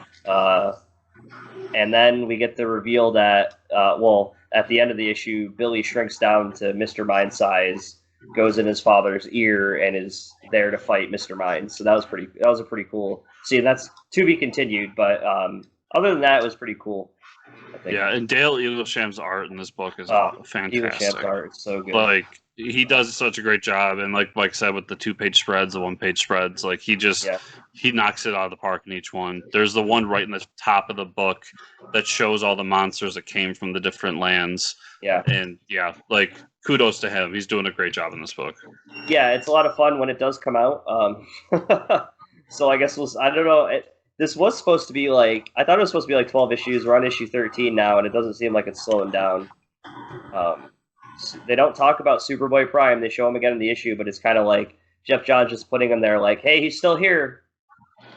Not going to use him yet, but he's still there. And it's like, okay, well, what's he really doing here? They're probably trying to figure out how to use him now that 5G's dead. Yeah, that's true. We don't know. And the other, I don't think they're doing that next Crisis. Yeah, who knows? Who knows at this point? I mean, Batman 95 I read, but Travis, do you wanna give us the lowdown on what you thought about that one? Yeah. I'm really loving this Joker war so far. I love Punchline. I've loved every appearance of her so far. Yeah.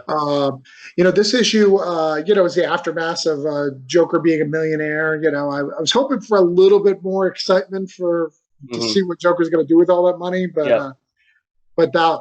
Not so much. I mean, I think it's kind of he's pulling the asshole move where he's trying to buy up all the theaters and play the Mask of Zorro. Yeah. Which is pretty messed up. It is pretty That's messed up, fantastic. and he finally got it from that one guy. He's like, "Oh, Bruce Wayne's been trying to buy it." So let me get this straight. Bruce Wayne couldn't do it, but Joker walks in, and you're just like, "Yeah, that seems like a good deal. I've never seen about him on the news." All his business transactions seem to work out right. Yeah, he wears this fancy purple suit. He came in with one of those dynamites with his face on it, so they're just like, "Oh, I guess we gotta do now." Yeah, we gotta buy it. At the end of the issue, they reveal that we think Alfred is still alive. Maybe. I think that's just like in his head because of the gas. Yeah, you think so? That's what I got. Yeah, you never know. What? I'm not reading this, and as I read more into it, as I like scour the news and everything, I realize that this is the story I've always wanted out of Batman, which is a Batman without a support system, and now he's actually losing his money too. So I don't know if I'm going to jump in now, but I'm definitely going to jump into the trades when it comes out, because it just sounds like this is exactly the kind of Batman story I've been looking for. And I think James Tynion's been writing Batman for a while now. He's come a long way. When he was doing Batman Eternal, I mean, that was Batman with his entire support system. I mean, they were pulling Batman out of everywhere. Now we're getting the Joker War, which, like you said, it's Batman now. But wasn't that Death in the Family? True. Well, that's what Death in the Family was all about. Was getting rid of the thing to get him back to his core. So he was going to take out the rest of the core. It's the same thing being played out. So I think we're doing it on purpose. I think it's I think that's just where we're at with Batman. Like with his support group, we know he can't lose. So I think that's just part of it. But I don't think that's the core of the storyline. I think there's something deeper that's going to happen. Yeah, but I also even in like what I've read of Death in the Family, Death of the Family, all these stories, Alfred's still there. Alfred's still, or Oracle is there, or somebody is there to kind of be in his ear and help him along. Yeah. And it seems like from what I'm reading from the outside looking in, that's even gone now. And then what happens when you take away his money and there's no more big toys? Like, how does Batman go about the world without those things? And I kind of want that. I know that's kind of an older Batman that used to be, because I read a thing about the history of Batman recently where there was a time where he wasn't a multi-billionaire, and I understand billionaires are a today thing, but even years and years ago where he didn't have all these fancy toys, he was a crime fighter who was very wealthy, but not up here 1% wealthy. So I'm interested to get back to that and see where a modern take can do with that.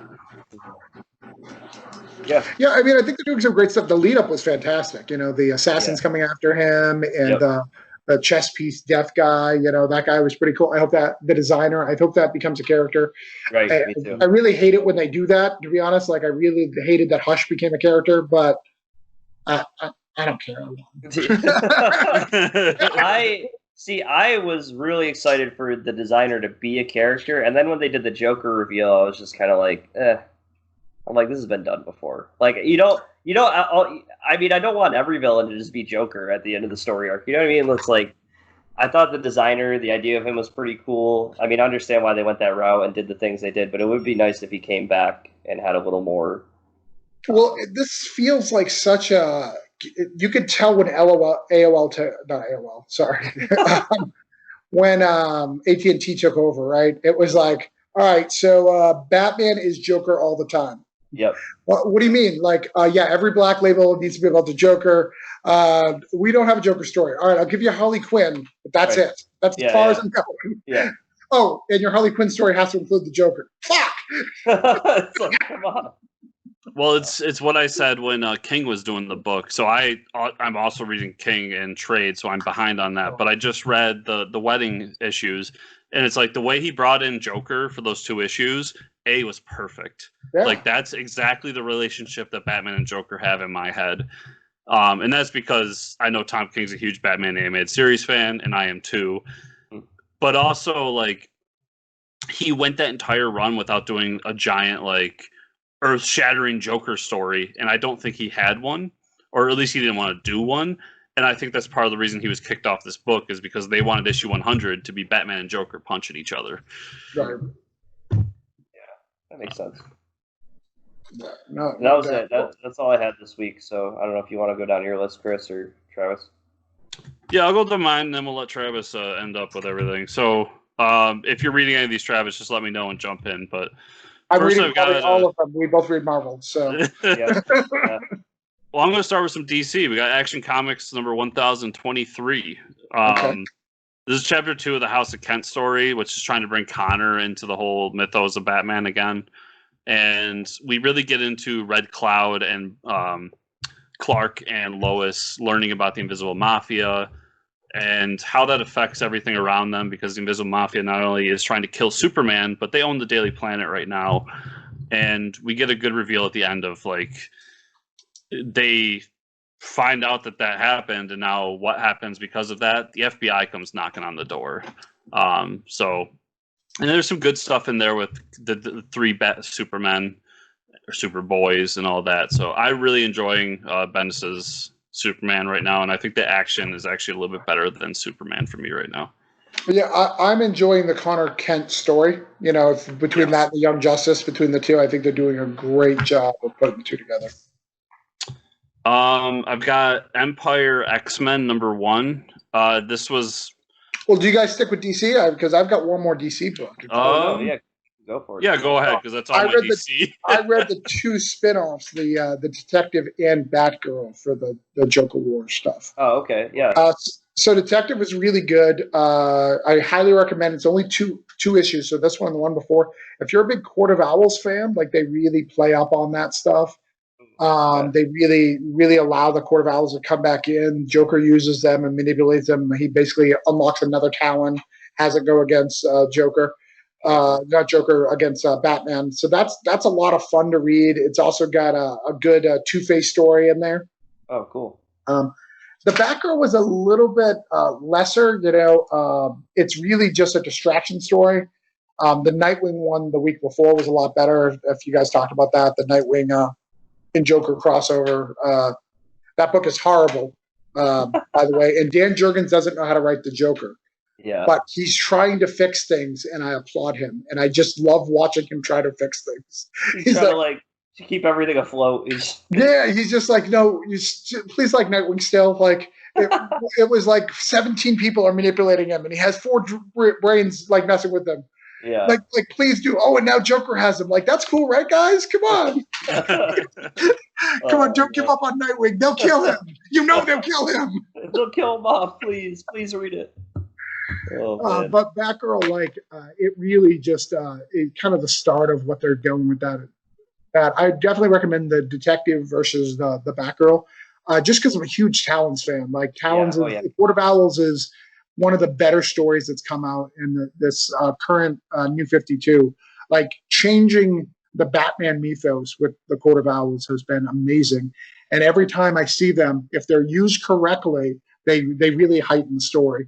And Joker, knowing all about the Talons, using them as tools was just perfect. That's cool. Yeah, I didn't know that crossover was happening with Detective. I'll have to check it out. There you go. Sorry. I actually forgot I read some digital books too that are DC related. So I had DC's To Hope at World's End. I read chapters 4 and 5. I know Mike, you talked about 5 last week because it came out last week, but I'm still really liking that book. And chapter 5 particularly was kind of like goofy because it's like Damian being Batman and John being Superman, and then who's the Wonder Woman of the group? I'm zoning on it, but anyways, it was fun because it was like kids playing the Trinity and them going back to Gotham. So I really enjoyed that. I read Strange Adventure number 3 because I missed out on it last week, and I really enjoyed that. Like, we talked about it extensively. Yep. But then another one of the DC digital dailies that's no longer daily, From Beyond the Unknown number 1. And to my knowledge, they haven't done another issue of this, so I think this is just like a one-shot thing.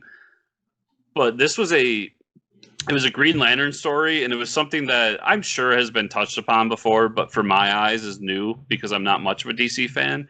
But the whole story is the idea of Hal Jordan being the protector of Sector 2814, and he always spends his time on Earth and nowhere else. So there's a a planet that gets obliterated in his sector, and they blame him for it because he's supposed to be the protector of that sector, but he spends all of his time protecting Earth. Yeah. And then they come back for kind of revenge. So anybody that's a Green Lantern fan, it's like 10 to 12 pages, and it's a really good like short story.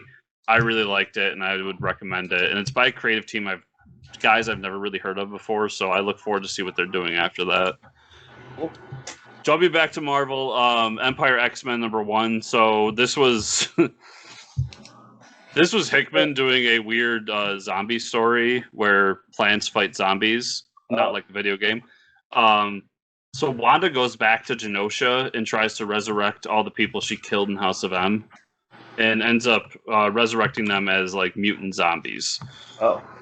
And then the aliens that are coming down from the Empyre storyline find Genosha, and they start to fight these zombies. So it's a weird, like, wacky story. There's some cool moments in it with Angel and how the X Corporation fits in with the overall X-Men story, and what Xavier's doing, and how Krakoa goes into all this, because Krakoa is a nation built on plant life, and we've got this alien invader that's built on plant life. So I really enjoyed this as a part of what's going on with Empyre. And if you're reading X-Men, it's written by Hickman. I think it's going to fit into his story arc really well, and it brings back characters from an early story as well. So I recommend that one. Well, that's one of the coolest things about Empyre versus any other crossover of Marvel and DC. They put all their best writers on stuff. Yes. They didn't. It's not what they normally do, and they're like, all right, this third-tier writer gets to write the spinoff. It's like, no, the main guys are going to write our spinoffs. Let's hit it hard, which was super weird. I love seeing M in that. Like, every time there's a Gen X character, I'm going to buy it. So that's a big deal for me. But it was really weird, especially Wanda being in it. Like, you're like, all right, so because Wanda was in both this one and the Avengers one that came out this week. But is she a mutant? If she's not, they don't really address it. Yeah. That is interesting. Yeah, because they usually, I know when I was trying to read Avengers, they always strayed away from that stuff, like, because they didn't want to get into the whole mix up with Fox and them and how those characters. Resolved where they at. Right. Yeah, and the time when you were getting into it too, they were trying to push Inhumans as the new mutants. Yeah, it was just a weird time. I was reading Marvel and like, this is getting. I don't. Who are the Inhumans? And yeah. We'll apologize for Marvel for that. What a time for me to jump in. I was like, this is a dark time before the Empyre. Yeah. Nice. So yeah, we got Empyre #2 as well, and this was kind of just a whole story about the backlash of issue 1. So we talked about what happened in issue 1 last week, and this was them kind of coming to grips with what they had done and then trying to fix it. And then in the end, we get the big kind of moment, which is Captain Marvel getting Ronin's old hammer and becoming the new Executioner. Thank you. There's some great moments in here, but I mean, that's kind of the crux of the story right there. I'm enjoying Empyre so far. 2 issues in, it's fun. It's not like the best event book ever, but it would have been way better about 5 or 10 years ago when these characters were relevant. That's the biggest problem with it. Swordman and the Child, like, those are old stories, you know? Yeah. Bringing Swordman was cool for me, being a long time. I love Swordman. Yeah, but there's some where I was like, they're bringing him back? What? Yeah. I do like the plant thing. I wonder if this is going to tie back to Contagion without us knowing.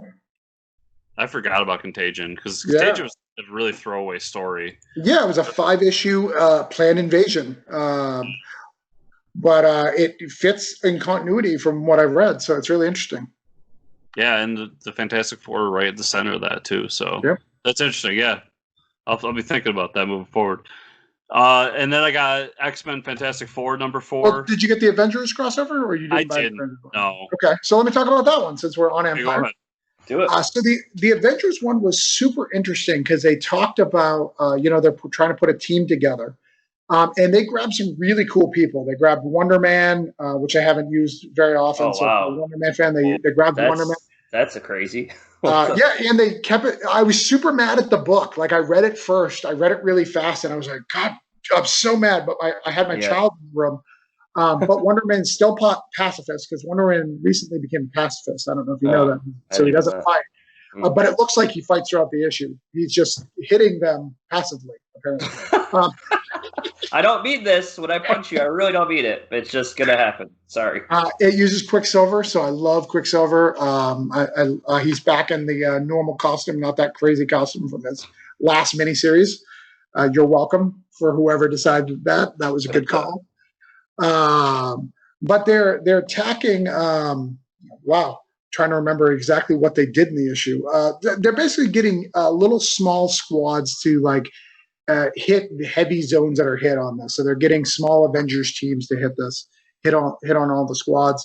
It was really interesting. And at the end of it, they go to Savage Land because they have Kazar, and they find that the Savage Land is completely taken over. And Shayna is taken over by these plant people and is now a plant person. Oh, now I need to pick this book up because you said Wonder Man Savage Land, and I'm happy. Right? Yeah, that's interesting. Both those things happened.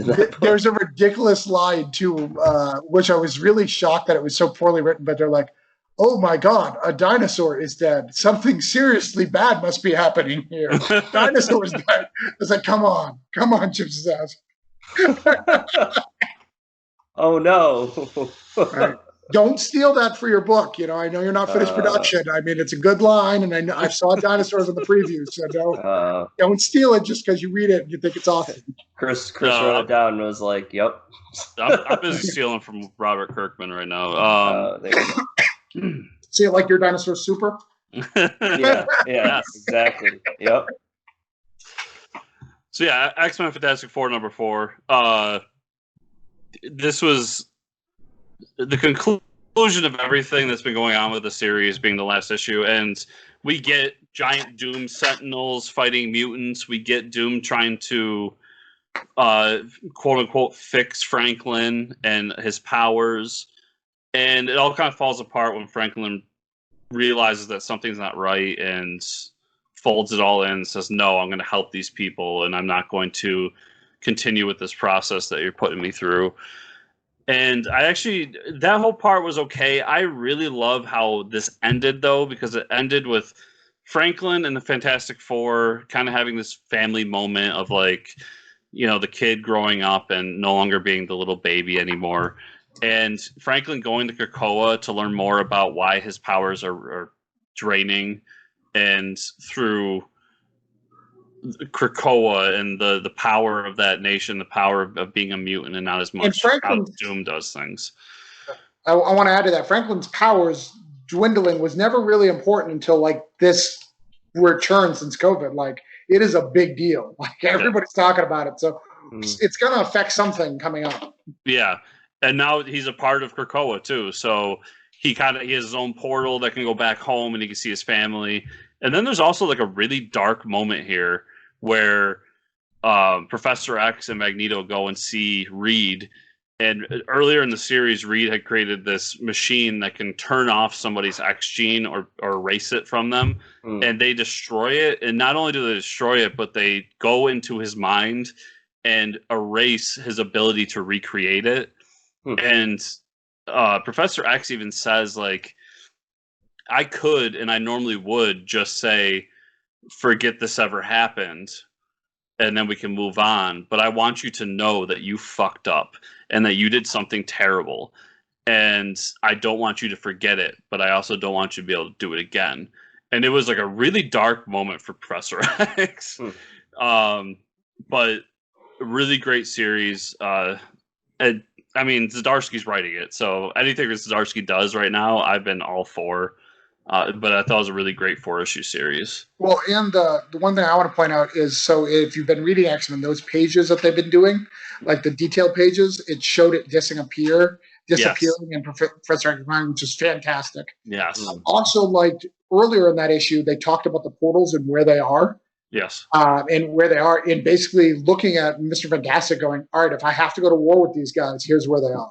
It was really interesting watching these two groups in this silent war that that they're going through. It was really interesting. Yeah. Oh, there's also a moment in there too where because they're saving these mutants from Latveria, and they end up saying like, "Doom, we're taking these people. They're our people." And Doom has this moment like where he says to them, "Good, take them, but I hope that their Latveria blood seeps into Krakoa and starts to take control." And it's like there's gonna be something with Doom coming up with an X-Men too. I could tell. But yeah, good series. X-Men's been fantastic recently, and that's saying a lot because I'm not an X-Men guy. Yeah, he's not. That 4 issue was really, really good. Like the Franklin and Doom part was actually the least interesting, which is the main part of it, which is pretty cool.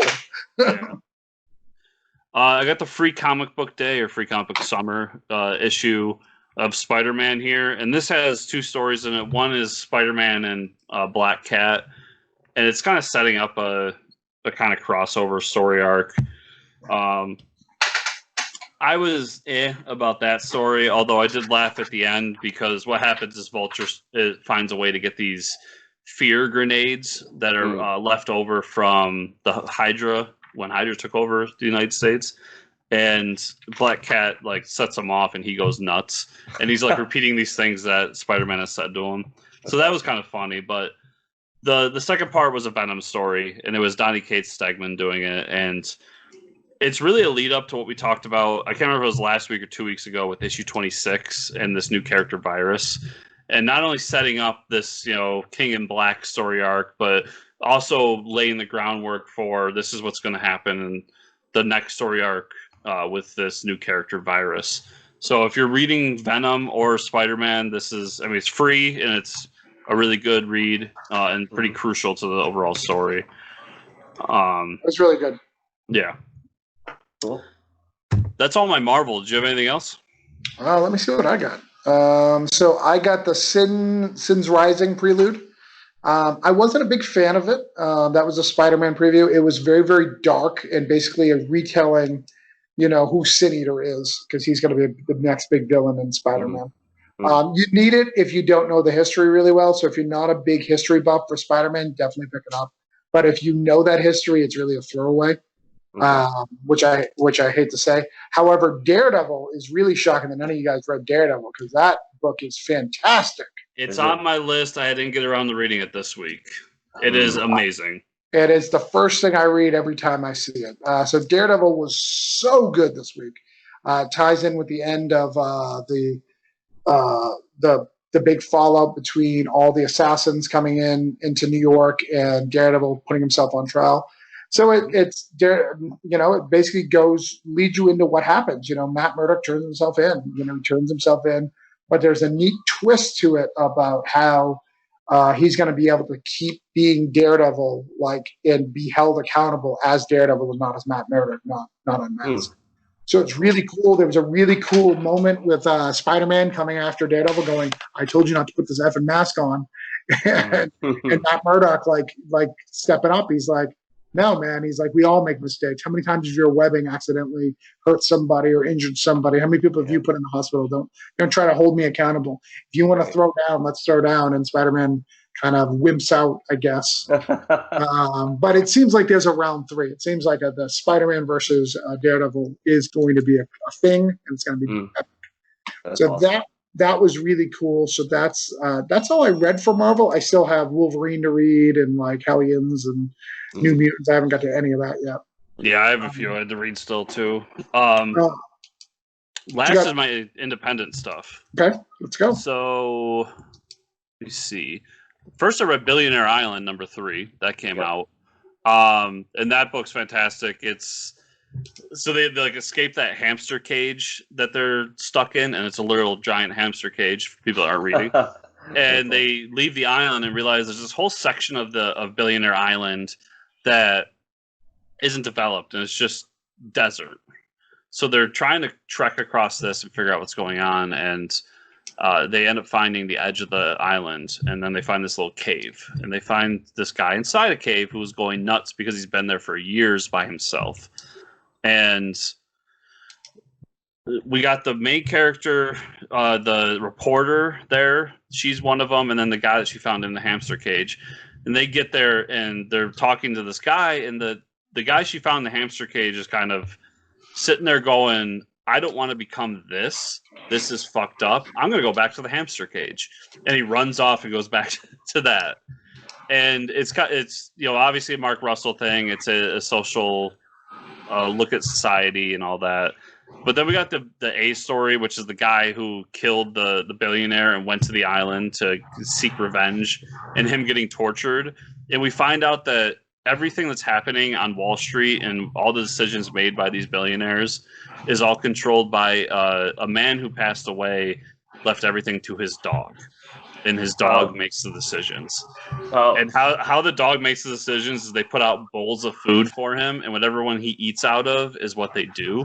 That's awesome. So the entire world economy hinges on this dog. It's amazing. A wacky story. I'm really loving Billionaire Island. I highly recommend people read it. I mean, I've praised Mark Russell up and down in this show.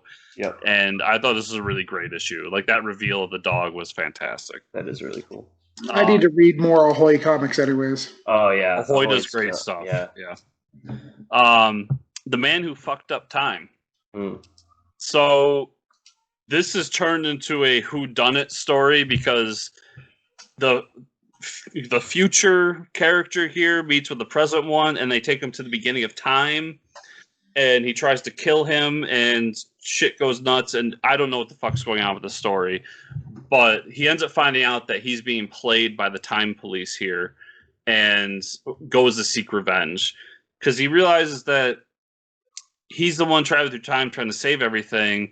But there's certain scars that he has and distinguishing marks that his other duplicates do not have. And so he started to realize they can't be future versions of me if they don't have these distinguishing marks. It's a crazy time travel story. John Layman's doing a great job, and Carl Moster is doing the art, and the art is awesome. Very detailed, very not really cartoony, but just very colorful. And I can't talk enough about this book, how much I love it. People should definitely be picking it up. Awesome. I like it. Then the last book was The Resistance #3, the Straczynski book that I know won't finish. Yeah. This hit me because I had, everybody has their ideas, but the idea of what happens here is something I was thinking about doing, and now I just feel like I can't do it. But it's these people with powers go to these agents, and they set them up with identities and costumes and send them out into the world to be heroes. And we have our main character here that's going through this process and then realizes, like, this isn't what I wanted. I wanted to just help people with my powers that I gained. And then ends up talking to different people in charge of this company and finding out that the only way he can do what he wants to do is through this company. But ends up telling the guy running the company, like, wait a minute, you've been playing me this whole time. Like, you're full of shit. You're taking advantage of these people, and I'm going to take you down first, and runs away. And we get our first kind of superhero in costume in this book. So first, let's address a couple of things. So You will get it finished because AWA has a requirement that it has to be finished before it's solicited. So you're welcome. Oh, all right. Well, that's you're good. welcome. You're welcome. Secondly, I don't understand that book at all. Like AWA, the Resistance is supposed to be making them all connected in a universe, but none of the other books are superhero books. So I'm very confused. Nobody in the other books have powers, as far as I can tell, except for the Angel one. I read all the AWA books except for Archangel 8. That book was horrible. Like, it's why would you grab the Punisher, the worst storyline of the Punisher, when he becomes an angel of God, and then redo that in another book? Like, it's just not smart. Yeah. I don't think it's that's right. You like Archangel, don't you? I haven't read Archangel yet. I like Moresi, who wrote Archangel, but I tried that initial book they did, and I really couldn't do it because this is a tough conversation because it's really a Mark Waid run book where it is very, very politically centered. Right. And I'm not I'm not the guy who's like, don't do politics in comics, but it rubbed me the wrong way because I'm just like, it's really preachy. Right. I forget what that event was called, but I read like 2 issues into it and I just didn't really get it. And then I wanted to try this one because Straczynski and who was doing the art? It was somebody I really like. Diodato Jr. is doing the art. Mm-hmm. I love Diodato.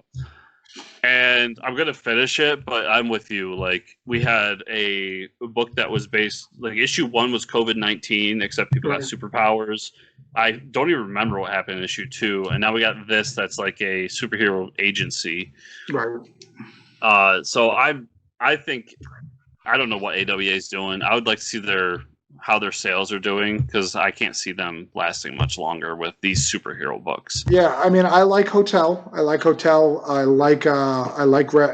Red Border.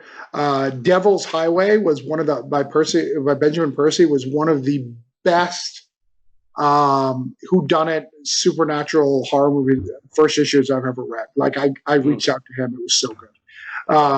It was really, really, really good, because it's always the same standard stuff. Hey, a cafe, murder happens at a cafe. This guy walks into it, gets part of the situation, but he did it in such a unique way. It was really good. I said Red Border, right? Red Border is really good. What's the other one? The Year Zero is okay. But I don't really, Zombie Stories, Alexis, done by Kirkman, I found I don't really care about. Yep. So that's their own fault, you know. I like Marvel Zombies, also started by Kirkman, so I guess that's not valid. Deceased. I like that. Deceased. Yeah, that was pretty good. Okay. And what about Blackest Night? I mean, Blackest Night is technically zombies, I guess, right? I suppose, but I feel like Blackest Night, like, I wanted to know what the Blackest Night was ever since I knew that could be a thing. Right? Yeah, the minute Jeff Johns put that idea in my head, I was just I was like, okay, I need to know. You couldn't have let me down, because I was so excited to see it. So it could have been anything. Old Haunts, especially if you like my crime stuff, you'll really like Old Haunts. It's like a cross between a crime comic and The Crow. Oh, okay. So it's really, really cool. So I think they're making some good books, but JMS, which is supposed to be the flagship title, is not doing that. Yeah. I think because they're trying to build a new superhero universe. They launched that as a statement when they first like kind of jumped forward in the scene, because I know they've been around for a bit, right. And hired Mark Waid on. And I just think that initiative is going to flounder pretty soon. Right. Like, I don't see it lasting very long. And JMS by himself is better at it. Rising Stars could have been a superhero universe. Just take that and develop that further. Yeah, I love Rising. There's so many kids that want to announce it. Like, really. Yeah. But seriously, Rising Stars, like, remember, like, there was a whole bunch of kids that were missing. Like, he left all these plot holes to make that. If you really want one, buy Rising Stars from JMS. Don't have them create some bullshit. Yeah, Rising Stars is so good. I really enjoyed that series. So that was everything I had to read. Mike, where can people find? Hold on, you're not reading 2 good things, and I'm very confused. Oh, tell me. Why aren't you reading Once in Future? Why aren't you reading Die? Once in Future. Once in Future. Yeah, I'm not reading any of those books. I've heard of them. I have not checked them out. I thought you were reading Once in Future. No. What was the other one? Once in Future. Join the Future. And then Die. Oh, Die. Not Die. Die. Right. Yeah, it's a different book. They're both by Karen Gillan. So Die is a story of 5 kids who played D&D when they were a kid. Oh. When they used to be D&D, they actually used to go into the game. The game was very real to them and had a whole universe. Yep. They offed one of their friends in the universe and left. Their friend dragged them back into the universe when they're adults, and they're having to play it out and dealing with all the repercussions and the real life responsibilities. I read the first issue of that. I did. Yeah, it was really good. Yeah, you need to read the trade. The first trade's out. The second one is just started. Like, if you ever played Dungeons & Dragons as a kid, you'll love this, because it does all the Dungeons & Dragons tropes, right? Oh, imagine you playing Dungeons & Dragons when you were a kid, and you went to a town and you killed everybody, and you thought it was fun, and your DM allowed it and all that stuff. Yeah, right. Now you come back years later and you have to deal with the repercussions that you were shit. That's awesome. or you had all these sexual affairs with all these random things. Oh, yeah. You got to deal with the children that you have from these things. Oh, my God. That's Chris's character. Yeah. Yep. It's so good. It's so good. That's I awesome. love Die. If you're not reading it, you definitely should read it. And Once and Future, what it is there is this old grandmother is a monster hunter, but there's been no monsters for about 30 years because she killed them all. Mm-hmm. And Merlin is back. We just found out in the latest issue. Merlin's back, and he's resurrecting a undead version of King Arthur. And this undead version of King Arthur is going against the world. And they're bringing back all these British. We talked about earlier being a mythos guy. They talk about all the British mythos. So Grendel's in it. Beowulf's in it. So they're resurrected undead versions of these, fighting this kid who knows nothing about the supernatural world and his sassy grandmother who keeps messing things up. That's awesome. It's so dope. It's so much fun. It's already been optioned for a movie. Highly recommend.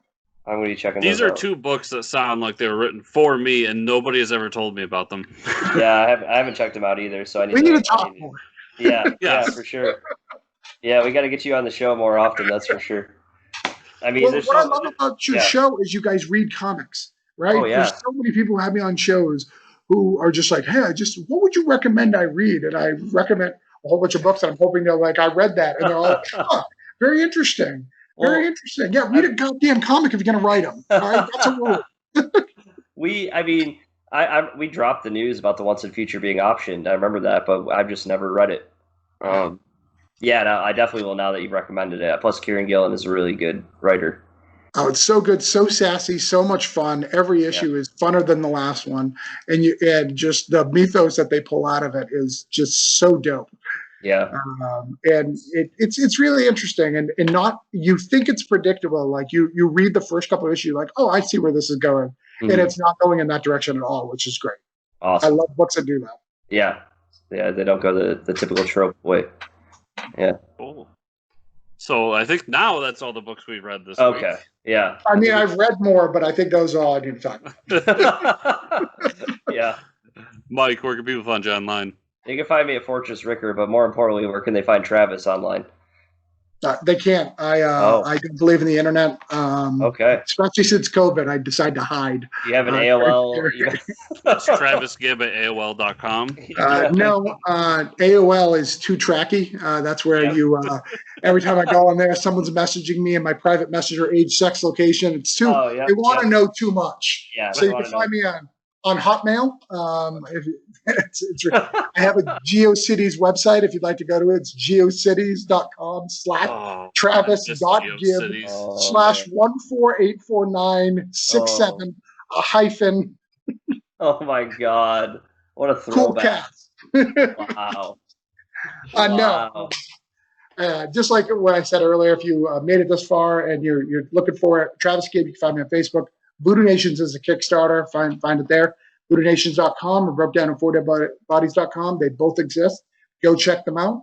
And on Instagram and Twitter, it's Jesterlou, JesterLou. Awesome. You can find me on pretty much any social media as Fortress Chris, and at my website, chrisrunt.com. That's CHRISRUNDT.com. If you want to follow the show further, it's fortresscomicnews.com. That's where everything we do is right there, from this show to the Bat Friends podcast to our weekly what's coming out in your comic stores this week and so on. Remember, everybody, if you're listening to us, give us a 5-star review on iTunes or whatever podcatcher you use. And if you are watching us and our beautiful faces, to thumb up the video, subscribe to the channel, and comment down below. Thank you all so much for listening, and we will see you next week.